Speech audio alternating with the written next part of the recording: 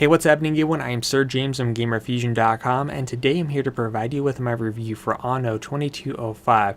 Pretty much what this game is that it is a strategic city builder for either beginners or advanced players, and where you are basically building a civilization down on Earth, and as you continue to construct resources and civilization, you end up advancing in technology to where you start building space stations, and thus making your way to the moon to establish a civilization. Now, going over the graphics, visually I was actually pretty surprised to see how great the visuals looked for this game. Basically the ocean effects, the landscaping, the details, the lifelike, and of course as you construct and build up your city, things turn out to be more lively, or when you're actually given the chance to go to the moon and to establish your civilization there, just the amount of detail that this game is offered was pretty good. However, I did tend to notice on a high-end gaming rig that there tend to be some lag issues during the cinematic scenes where it's basically giving close-ups or a panoramic view during side missions and so forth, but other than that, the visualization of the game was pretty amazing.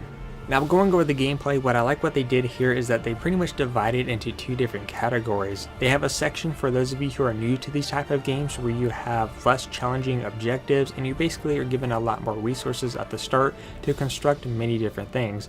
However, if you're an advanced player, you're actually going to have a lot more than simple objectives. You're going to have a lot more challenging objectives, a lot more missions to take on, and of course less resources at the start of the game, thus it's going to take you a lot longer to get where you need to be, and plus you have all these political things that tend to kick in. Pretty much how the game works is that as you're building up your resources, you got to make sure each piece of building is connected to a piece of road, and of course you got to make sure you have enough power, enough workers.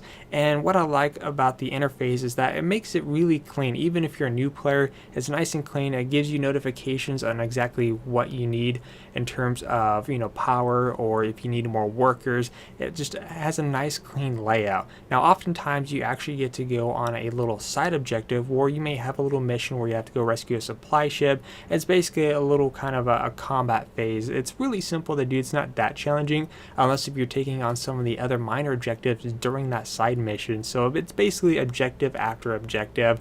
But eventually what you're trying to do is that you're building up your resources, making sure that the people in your city is extremely happy, thus building a space station, and of course getting your way to the moon and constructing stuff there. And especially once you reach that point of the game, is actually a really cool aspect. But overall the gameplay was really good whether you're a new player or a returning and more experienced player. Now, going over the sound aspect of the game, overall the sound was actually pretty decent. I did notice though that when the characters talk, some are a bit higher pitched than others. Like for example, you may hear a character where they're talking in a normal tone, you can understand and hear them just fine. Then you may have another character that comes into play and they're speaking at a much softer tone and you can't hear them with all the background sound effects that are taking place. So it's kind of a little bit of an off balance, so you might have to kind of tweak the volume settings, kind of get it just right. But overall the voice actors were pretty good for the most part. And as for the soundtrack of the game, it isn't anything too fancy. It's kind of something you would expect in a city builder, but during like the combat phases is when like the soundtrack kind of kicks up a bit to kind of give you a little bit more of an excitement.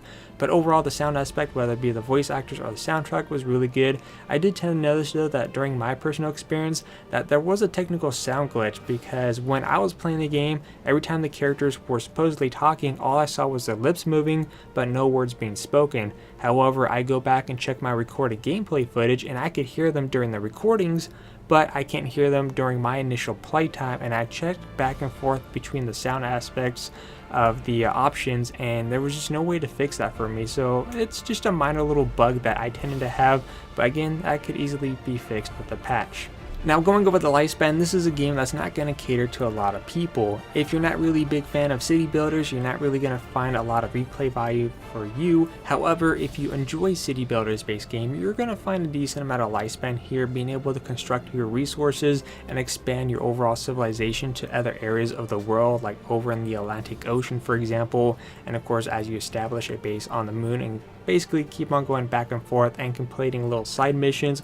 Overall has a decent lifespan, though I feel like it's missing a nice aspect to kind of keep it going on, which will be online multiplayer, which was actually taken out comparing it from the last title. But overall, if you are fans of this type of game, you might find good replay value here. If you're not so much. As for the innovation, was there anything new here? Was it something that we already seen before? To be completely honest, I've never played any of the Anno games before, so I'm 100% new to the series. I did happen to look comparing it to some of the other installments. I did notice that they did take out multiplayer, which kind of has a mixed feelings between its fan base at the moment, between 50-50. I did notice an improved UI system, especially for new players such as myself, which was a lot easier to understand, and I did appreciate that. And of course, an improved visualization and a whole new settings.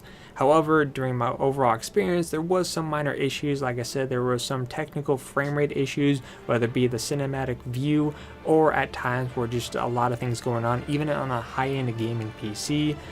Technical sound glitches here and there, and of course also the fact that during the novice setting is that there was a couple moments where I just got completely lost on exactly what I needed to do, because there's no box on the corner telling me exactly what I had to do, and eventually I found out, oh, I had to do a side mission in order to progress in terms of the story mode, if you will, for the game. But overall, the game was alright. Again, it's not going to catch on to a lot of people. If you're fans of the series, you may end up enjoying this one or not. It really depends, up to you, but you should definitely give the game a try. In the end, I'm going to give this game a 7 out of 10. Until then, I am Sir James from Gamerfuzion.com, where we empower your gaming.